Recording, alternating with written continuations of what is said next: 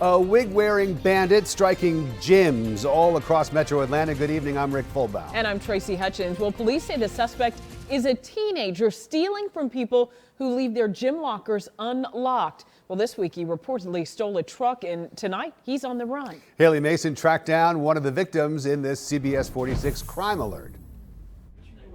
At first glance, you may think this is a woman checking into the gym, but look closer. Police say under the wig, leggings, and purse is 17-year-old Tarquinius Mack. He's been caught on camera going into local gyms and stealing from unlocked lockers across metro Atlanta. He's wearing multiple wigs every time he's going to these gyms. Police say Mack hit this Planet Fitness in Covington on Monday, using a fake name to get a day pass from the front desk. With the new year, the gym memberships are going to be up. There's going to be a lot more people there, and this individual took advantage of that fact. You can see the suspected thief walking out of the men's locker room. Police say he had just stolen keys from inside an unlocked gym locker. He opened a Ford 150 truck parked outside and then stole a wallet from it before going next door to Kroger and buying $1,000 worth of gift cards. The truck, wallet, and credit cards belong to Travis Rape and his boss. I locked my wallet in the truck that night, and I've always done that every time I go to the gym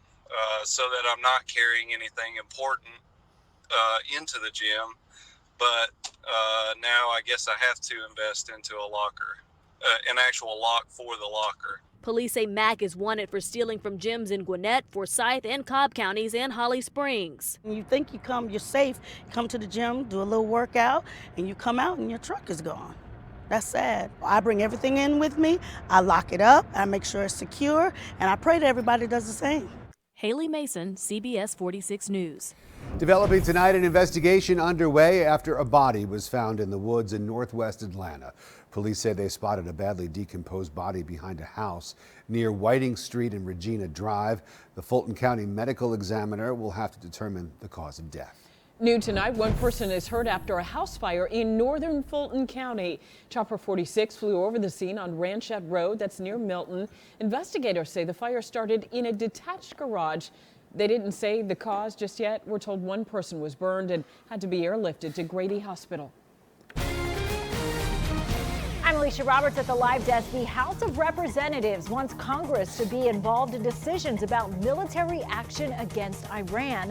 Legislators passed a war powers resolution today. The vote was split, mostly among party lines. The resolution is aimed at limiting President Trump's ability to use military forces against Iran without congressional approval. Now, the resolution will next move to the Senate, but there is controversy over whether it's legally binding, since it won't have to be signed by the president if also approved by the Senate.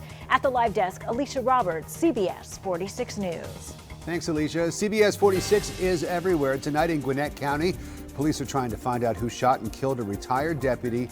Felix Cosme was found in the parking lot of the O'Reilly Auto Parts store on Hamilton Mill Road in Beaufort last night. Investigators say Cosme worked at the store and was shot during an attempted robbery. The electric scooter company Lime is leaving Atlanta. The company announced the decision today. Lime says it will instead focus resources on more profitable markets. Last year, Atlanta put a curfew out for scooter riders after at least 4 scooter-related deaths. In Midtown, another change for drivers at a confusing intersection. Last night, we reported the city changed 16th Street and Mescallen Street from a 2-way stop to a 4-way stop. The new stop signs were removed today, and the city added clarification signage on Mescallen, which says cross traffic does not need to stop. A larger police presence is coming to Atlanta's west side. Today, the city broke ground on an apartment complex in the English Avenue neighborhood. The complex will house Atlanta's police recruits. Mayor Keisha Lance Bottom says it is a necessary step to restore the neighborhood, as well as to keep it safe. A health alert tonight in Paulding County. 2 people, including a teenager, are dead because of the flu. The Paulding County coroner says a 17-year-old and a 29-year-old passed away this week, and each had flu-related symptoms. So far this season, the CDC says that there's been 15 flu deaths across Georgia. Nationwide, at least 27 children have died from the flu. That's the most since 2003. A local man released from prison is being surprised with a job offer from Tyler Perry. Daryl Hall was serving a life sentence for cocaine possession. He was released last month after the Fulton County District Attorney's Office Conviction Integrity Unit reviewed his case.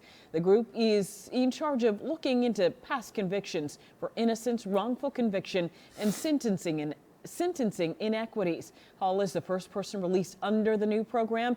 We're told Hall has been offered a job at Tyler Perry Studios. Very nice. Developing tonight in technologies designed to keep you safe is actually compromised. Amazon-owned Ring recently fired employees for watching your surveillance videos. We talked to cybersecurity experts who have tips to keep your private moments safe. Never ever use the same password more than once. The reason for this is that there is an area in internet, people call it darknet. So the dump of data, useful, commoditized data that are stolen by hackers, some hacking groups, are being sold to other criminals, cyber criminals. Amazon recently released a statement on the fired employees to 5 U.S. senators, saying their attempted access to that data exceeded what was necessary for their job functions. CBS46 is fighting for our vets and getting results. A Vietnam veteran reached out to us after a refund dispute with his former attorney hit a brick wall. But as our Bobeth Yates tells us, what the veteran couldn't get done in 2 years, we were able to resolve in a matter of days. It was a 2-year battle for a refund, but all that changed when we got involved. I'm already down, and now you're kicking me when I'm down by not, giving me any of my money back. Vietnam veteran Johnny French says the last few years have been tough financially. In fact, things got so bad that he was on the verge of bankruptcy. So he went to the law office of James Gold for help. At that point, he told me it would be $1,400 to do it. They would do it once I paid all the money. Well, I gave them $200 at that time, came back a month later and gave them $300. After that, French realized he didn't have enough funds to reach the $1,400 retainer. He also never completed the bankruptcy questionnaire and did not take the online class required to complete the process.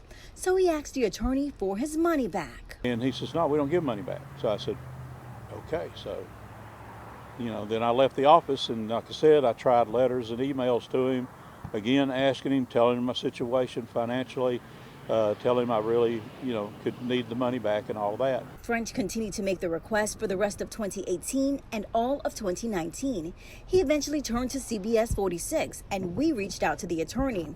And he sent us the statement saying, in part, due to attorney-client privilege, he could not discuss the matter, but added they reviewed French's file back in July, and at that time determined no refund was forthcoming. But the statement went on to say, in the interest of the client and public satisfaction, they have presently authorized a full refund. News that had French choked up. I appreciate that. You know how much I appreciate it. How does that make you feel? Oh, makes me feel good. It does. After sending us the statement, the attorney told French he can come by and pick up the check. And French did. Fighting for our vets, Bobeth Yates, CBS 46 News. Well, we have all eyes on this weekend as a strong storm system is headed our way. But until then, it's going to be very mild outside. Current temperatures, guys, still in the mid to upper 50s all across Metro. That is very warm and much warmer than last night. You can see the clouds that have streamed in through the day today. Some showers way off to our west in the Midwest. All of this is due to incoming Gulf moisture. It's this influx of moisture coming in from the south that's going to bring very warm air and also very unstable air into our area. Overnight tonight, I expect mostly cloudy skies and temperatures will run about 15 degrees warmer than last night. When you head out the door tomorrow, you won't need a winter jacket with temperatures already in the 50s. And through the day tomorrow, it will be balmy outside. We'll reach the mid 60s through the afternoon. You're not going to need the umbrella. You can see maybe a few light showers through the day, but overall, I am expecting a pretty dry afternoon. It's only after the time that you get home from work that we'll begin to see a few isolated showers, which will become widespread tomorrow night. But no severe weather for the end of the week. It will be Saturday. That's when we'll be watching this line of strong storms develop. You can see by Saturday at 11 a.m. it's moving out of Mississippi into Alabama. Now, this is really going to gain strength through the day on Saturday. It will reach West Georgia sometime between 4 to 7 p.m. And you can see this thin gradient here between the green and the red. That means that this system could be a line of very strong storms with gusty winds. It will reach Metro sometime between 5 to 8 p.m., still maintaining its strength.